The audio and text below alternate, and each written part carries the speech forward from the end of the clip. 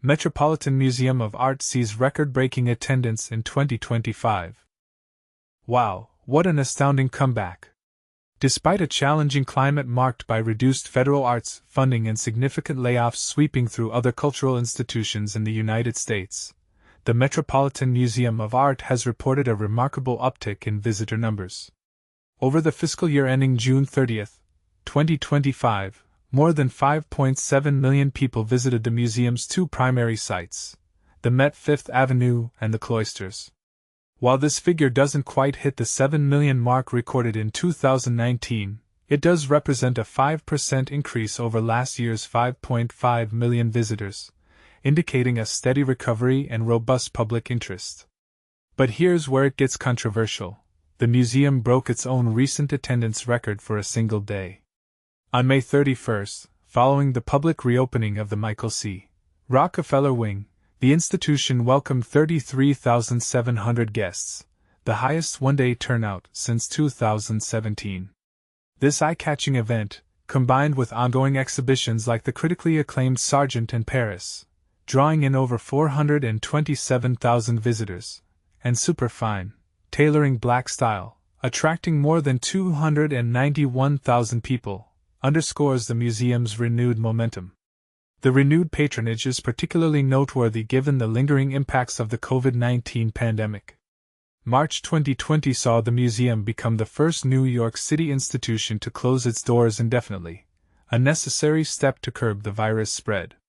Even as the museum has adjusted to the post-pandemic landscape, raising its admission fee by $5 for out-of-state adults while maintaining its pay what you wish policy for New York State residents and tri-state area students, the steady return of visitors speaks volumes about its cultural appeal. Local audiences from New York, Connecticut, and New Jersey have bounced back at an impressive 109% rate since the pandemic, constituting 62% of the overall visitorship, while domestic out-of-state guests account for nearly a quarter of the turnout. Yet, the international numbers tell a different story. Global visitors represented only 15% of the museum's total attendance over the past fiscal year, a slight dip from the previous year's 16% and roughly half of the pre-pandemic figures. And this is the part most people miss. Could this continued decline in international attendance be a sign of deeper issues related to global travel or international engagement with American cultural institutions? In light of these developments, it is hard not to wonder, will the museum be able to sustain this local momentum while reviving its international appeal? Or do these shifts signal a fundamental change in how American art is consumed in a post-pandemic world? Share your thoughts in the comments. Do you see this as a temporary rebound or the beginning of a new era for art museums? The Met's record-breaking year, 5.7 million visitors in FY 2025. The Metropolitan Museum of Art has just closed out fiscal year 2025 with a staggering 5.7 million visitors flocking to its iconic locations, the Met Fifth Avenue and the Met Cloisters. This is not just a number, it's an impressive 5% increase over the previous fiscal year 2024, marking a clear upward trend in the museum's popularity and cultural impact. What's driving this surge? A key factor is the strong attendance from locals across the tri-state area, New York, Connecticut, and New Jersey, who for the second year running have exceeded the number of visitors seen before the pandemic. In fact, the Met's visitor count has bounced back an extraordinary 109% compared to 2019, showing a remarkable post-pandemic recovery. Locals alone make up a significant 62% of the museum's total visitors for the year ending June 30, 2025. Additionally, tourists from other parts of the United States contribute roughly 23% of the foot traffic. But here's where it gets really interesting. The grand opening of the Michael C. Rockefeller Wing on May 31st became a game-changer for the museum's attendance records.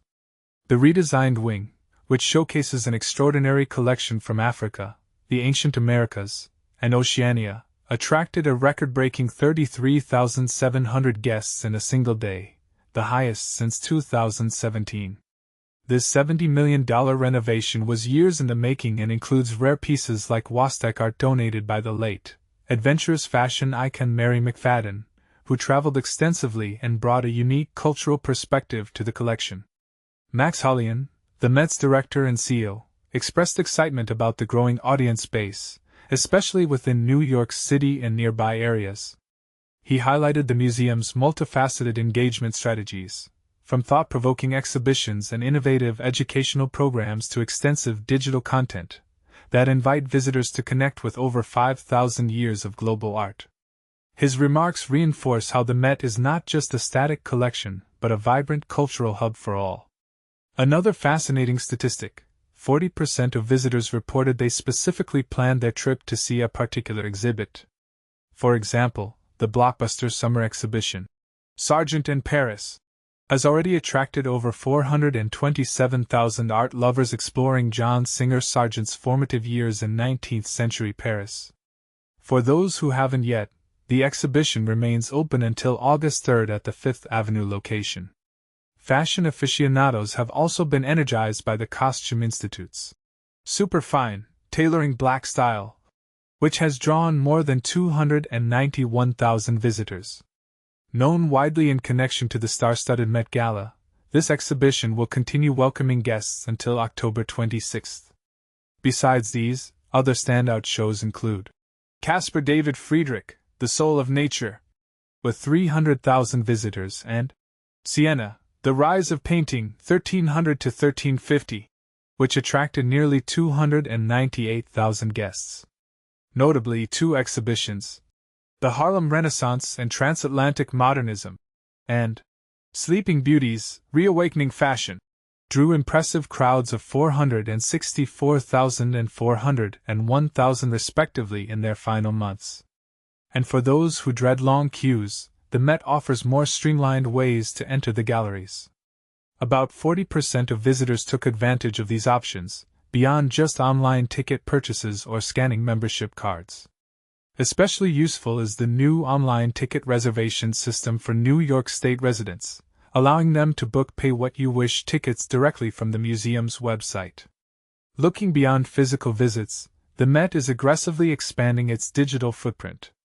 The museum's website received over 27 million visits in fiscal year 2025 alone, with a significant 35% of these coming from international users. Social media engagement is equally robust. The museum's Instagram boasts more than 4.5 million followers, while its Twitter, now known as X, has over 4.1 million. Facebook fans exceed 2.3 million, TikTok has crossed 1.2 million followers, and LinkedIn engagement is at a healthy 430,000 plus. Demonstrating a strategic move into global markets, the Met launched official channels on Chinese platforms Weibo and WeChat this year, amassing 66,500 and 27,500 followers respectively. But here's a question worth debating. Are these visitor numbers and digital expansions truly reflecting a deeper public connection with art? Or could they be influenced by trends and social media hype? Does the Met risk prioritizing blockbuster exhibitions and online presence over more subtle or diverse artistic narratives? Share your thoughts below. Do you believe the museum is striking the right balance between accessibility, educational value, and blockbuster appeal? Or is there a side of the story that's being overlooked?